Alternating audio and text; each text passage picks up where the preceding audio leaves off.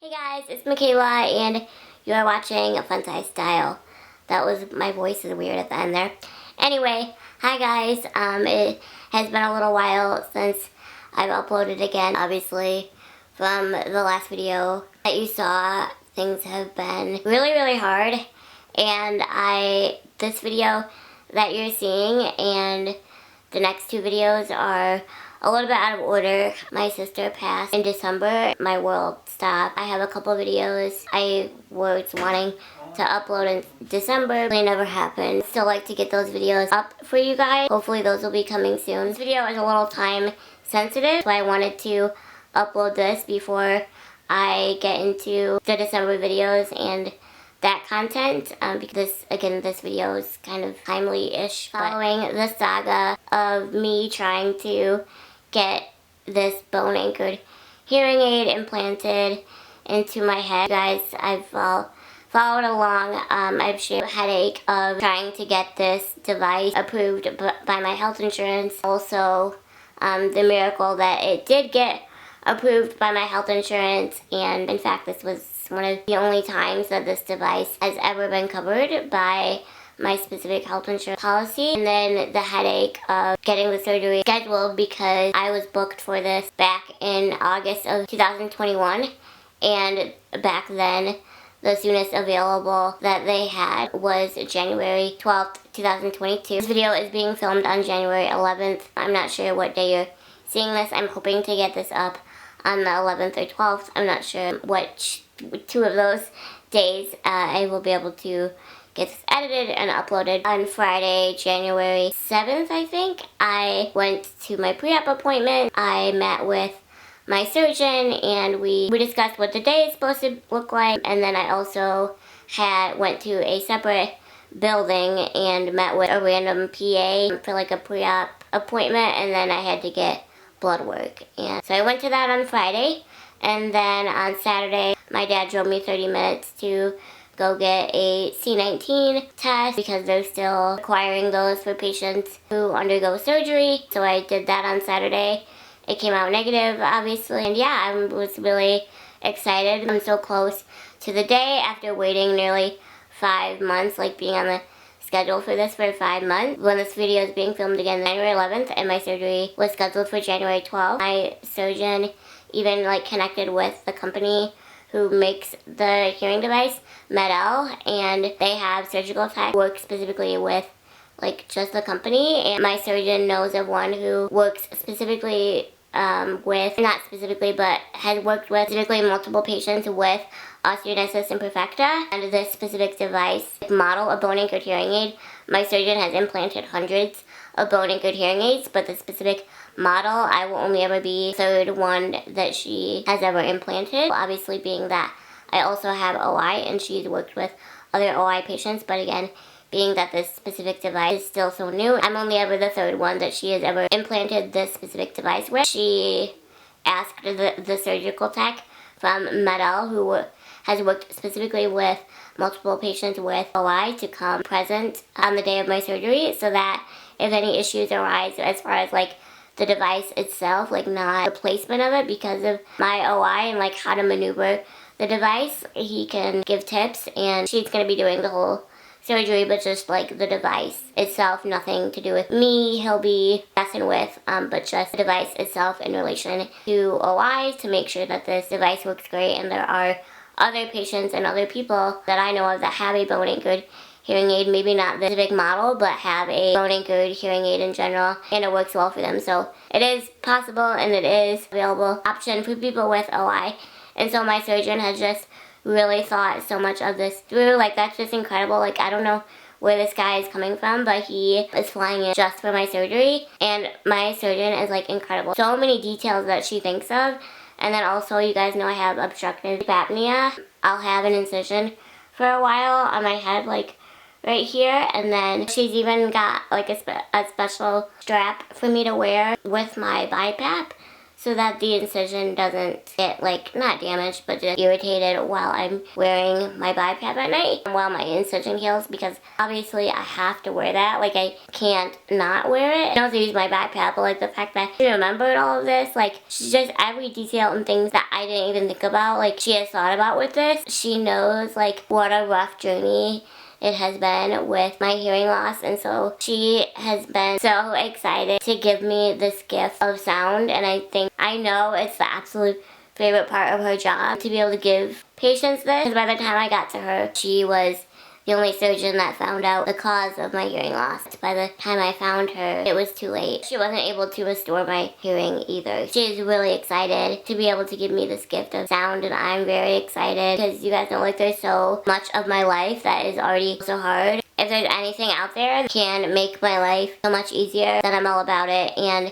I've kind of I have discussed my hearing loss journey in my channel, but I'm going to do like an entire start to finish video of my hearing loss journey because I've sprinkled it in many health updates throughout the past couple of years. I want to do like a start to finish video of my hearing loss journey because my cause of hearing loss is not really related to OI. So much planning has went into this. People are flying here to Michigan for my surgery from Med-El. An orthopedic surgeon is also scrubbing in to help, and mainly just with like positioning and everything because she obviously specializes in OI, and my otolaryngologist is also an expert in OI, but just as far as like my bones and like the best, safest way to position me. And also because surgery involves my head, my neck has to be like in a certain position in my head and like make sure everything's safe. So also brought my orthopedic surgeon who has done dozens of my surgeries and obviously did my spinal fusion. 2 surgeons and then the representative of the surgical tech from Med-El. So that was kind of like her explanation to me the day of and like, who's gonna be there and all this stuff. She just thought like so much detail in this, and like I was really excited. I saw her Friday, January 7th, and then that Saturday got tested for C19. Again, just protocol. I'm not symptomatic. She was fine too, as you can tell from the title. And if you follow me on Instagram, then you already know this surgery was unexpectedly postponed. And I wanted to film this to let you guys know. Many of you on here were rooting for me and know what a journey this has been to finally receive this device. I received a call Monday morning from my surgeon personally. She called me from her cell phone, her personal cell phone, and told me that she tested positive for C19. I'm pretty sure there was like a silence there for a second. The first thing I said was, "Oh my gosh, are you okay?" I was also surprised, postponed, because she sounded fine. She didn't sound sick, and she is fine. She just said she had some sniffles and just wanted to make sure I was the first person that came to her mind, I guess, knowing that she had just saw me and how long I waited for this day. She just wanted to make sure. And when I saw her on Friday, she was fine. And as well, she was not symptomatic.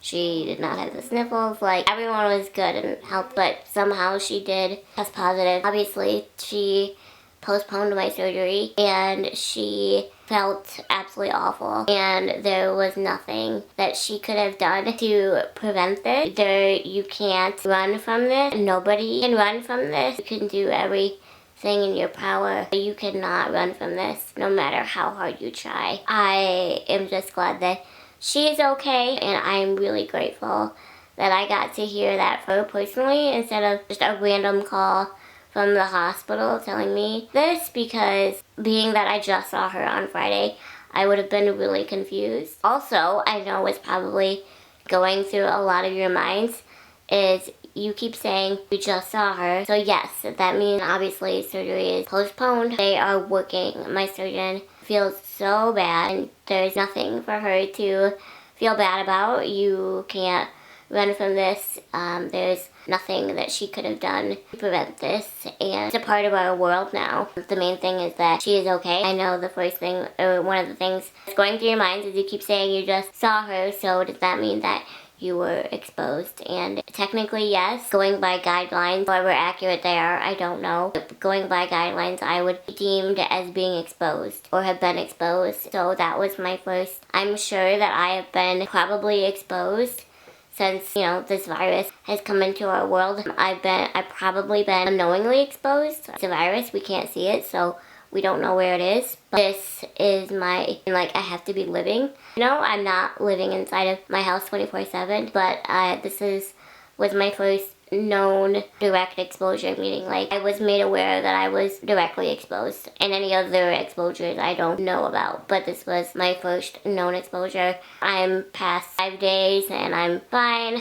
I am not symptomatic. My dad's fine too, like we're all fine, and I never got symptoms as of yet. That doesn't mean that I couldn't, I guess. I don't know how many days after you're exposed to someone that you could get symptoms, I don't know, but so far I'm like 5 days in and I'm fine. So my dad's fine and we're no symptoms. I'm not testing again because I just got the test on Saturday, and obviously I would not have tested positive that fast if I did catch it. I don't think I would test positive that fast, but so unless I get symptoms, I'm not testing again. It's just a waste of my time, a waste of resources. Someone that actually needs a test. But I wanted to let you guys know that it has been postponed and why it's postponed. And the main thing is my surgeon is fine and she's incredible and just handled this with so much grace and compassion. And again, she has no reason to feel bad.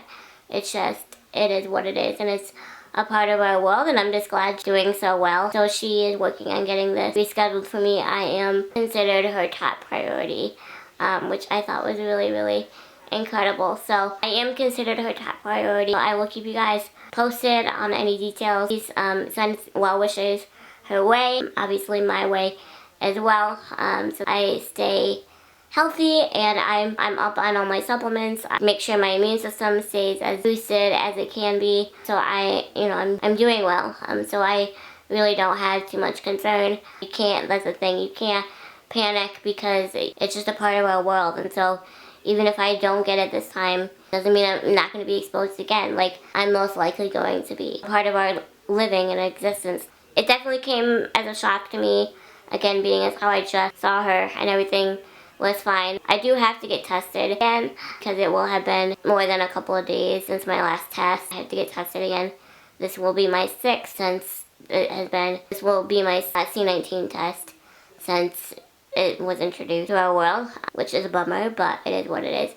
But thankfully I don't have to do the pre-op appointment and all of that again. Please say prayers that we all stay healthy for round 2 and things go well so that I don't have to go through this emotional roller coaster again. It's been a really long road, and I know it's one of those things where it's not life or limb, it's not something that I have to have, which I'm so grateful for. One of those things where I just want it behind me. Not quite there yet, but I know I will get there with my incredible team. I know I will get there. I'm just glad to be healthy. It's literally all I can ask for. And so the bottom line is it just wasn't meant to be for tomorrow, Wednesday, January 12th. It wasn't in God's timing. His timing is best. That's all I can ever know, and I find comfort in that even. And I know that He gives me grace. I go through this temporary disappointment. I'm going to give you guys this update. Thank you so much for watching, and I'll see you next time with hopefully a much better, much more happy video, because my last few have not been. So let's hope for happier and brighter days ahead.